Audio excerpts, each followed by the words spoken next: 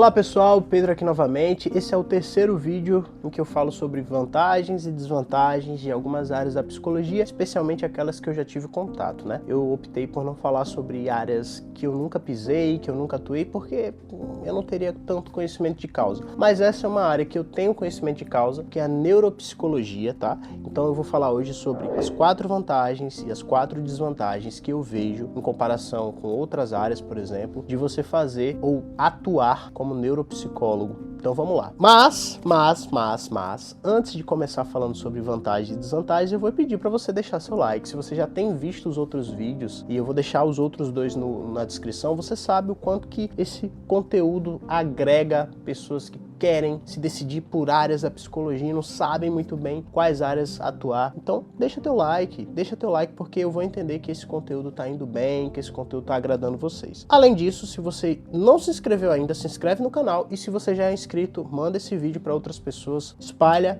os vídeos do canal Pedro Psicólogo para mais pessoas conhecerem o meu trabalho, tá bom? Muito obrigado. Então vamos falar sobre as vantagens e as desvantagens de ser um neuropsicólogo. E a primeira vantagem que eu gostaria de destacar é o fato da neuropsicologia ser uma área relativamente nova dentro das áreas da psicologia. A gente sabe que a psicologia no Brasil, ela começa com a psicologia hospitalar e com a psicologia clínica. São as duas áreas mais antigas. E ultimamente algumas áreas, como a psicologia escolar, como a psicologia organizacional, têm ganhado cada vez mais espaço. Uma dessas áreas é a neuropsicologia. E por que eu acho que é uma vantagem você estar indo para uma área que ainda não é tão consolidada? Isso não deveria ser uma desvantagem? Dependendo da perspectiva, sim. Mas por que eu acho que o momento seria esse, o momento ideal seria esse para que vocês começassem a olhar com carinho para a neuropsicologia? Porque justamente como é uma área que está em ascensão, você pode surfar nessa ascensão. Então você inevitavelmente chegaria numa fonte que ainda está com água limpa para beber. E aí você poderia formar o teu público, formar a tua clientela numa área que tem muito teto de crescimento. Porque muitas pessoas ainda não conhecem, não entendem como é o trabalho de um neuropsicólogo, e por isso eu acho que valeria muito a pena você investir nessa área. Então essa é a primeira vantagem. É uma área recente, com grande potencial e grande teto de crescimento. Mas aí a primeira desvantagem tem a ver justamente com isso, que é o fato de que muitas pessoas não entendem e não conhecem a neuropsicologia. Ou seja, existe menos demanda. Ou melhor, eu não diria que existe menos demanda. Existe menos entendimento do porquê procurar um neuropsicólogo do que entendimento do porquê procurar um psicólogo clínico, por exemplo. Existem muitas pessoas que não sabem ao certo o que um neuropsicólogo faz, qual é a diferença de um neuropsicólogo, de um neurocientista, de um psicólogo clínico. Inclusive já produzi vídeos aqui falando sobre isso justamente. Eu tento sanar essas dúvidas, mas infelizmente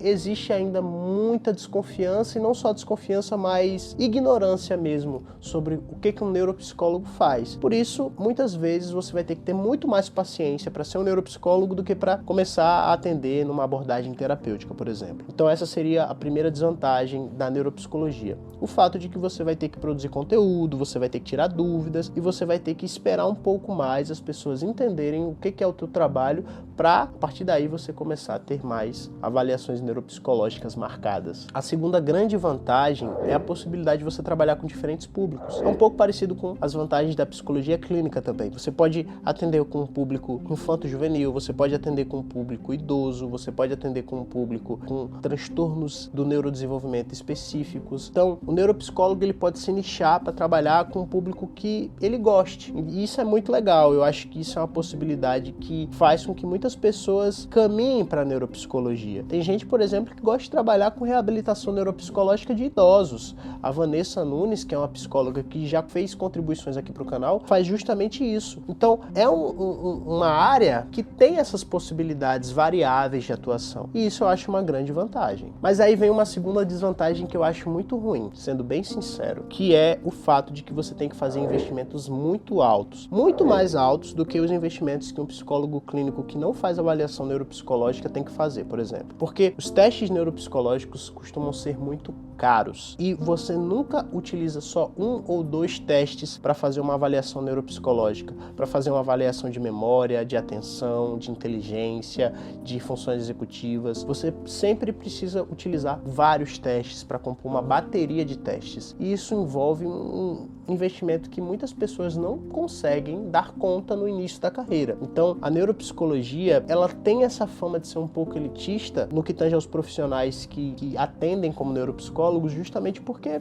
caro. Um psicólogo clínico, ele precisa fazer alguns investimentos, ele precisa investir no espaço, ele precisa investir em livros, congressos, conferências, tudo bem, precisa. Mas um neuropsicólogo, além de precisar fazer tudo isso, também precisa investir em testes, e isso encarece muito o serviço que ele fornece. Mas aí a terceira vantagem é justamente que, por conta de todos os investimentos que ele faz, ele pode cobrar um preço muito mais justo, muito acima, né, do que uma psicoterapia, basicamente. E aquelas pessoas que são encaminhadas por médicos neurologistas, psiquiátricas, ou simplesmente entendem o valor de um serviço neuropsicológico, de uma avaliação neuropsicológica, elas acabam pagando um valor justo pelas avaliações. Então, geralmente, a avaliação neuropsicológica, o pacote, sei lá, de 6, 7 encontros para fazer uma avaliação, ele costuma ser muito mais caro do que um pacote de sessões terapêuticas, né, de psicoterapia. Então, isso é uma vantagem, mas essa vantagem, ela só se converte verdadeiramente numa vantagem quando você tem público, quando você tem demanda, porque aí você consegue cobrar um valor bacana, né, por conta dos investimentos que você precisou fazer. E aí a terceira desvantagem, na minha concepção, é que você precisa estar muito bem conectado com médicos neurologistas, com psiquiatras e com outros profissionais que entendam o que é uma neuropsicologia, o que é uma avaliação neuropsicológica para receber encaminhamentos. É muito raro, é muito difícil uma pessoa por conta própria chegar ao entendimento de que ela precisa fazer uma avaliação neuropsicológica. Então, geralmente, quando uma pessoa faz uma avaliação neuropsicológica, ela faz porque recebeu encaminhamentos. E aí você precisa fazer essas conexões muito mais fortes do que se você fosse, por exemplo, um psicólogo clínico.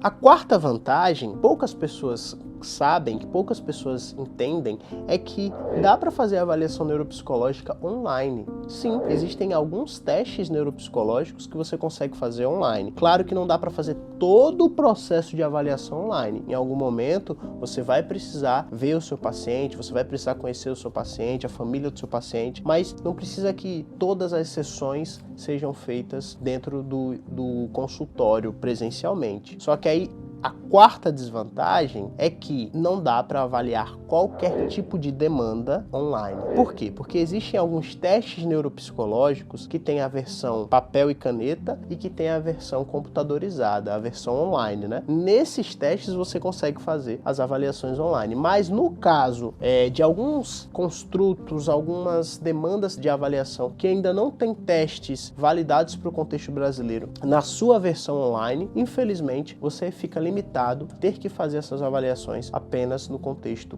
presencial do consultório. Então veja, em comparação com o atendimento clínico, a psicoterapia é um pouco mais limitado o atendimento neuropsicológico, a avaliação neuropsicológica, por conta dessas pequenas nuances, certo? Espero que vocês tenham gostado de mais esse vídeo da série Vantagens e Desvantagens de cada contexto da psicologia, e a gente se vê no próximo vídeo. Não esquece de compartilhar esse vídeo com quem você acha que vai se interessar. Não esquece de deixar seu like. Um grande abraço.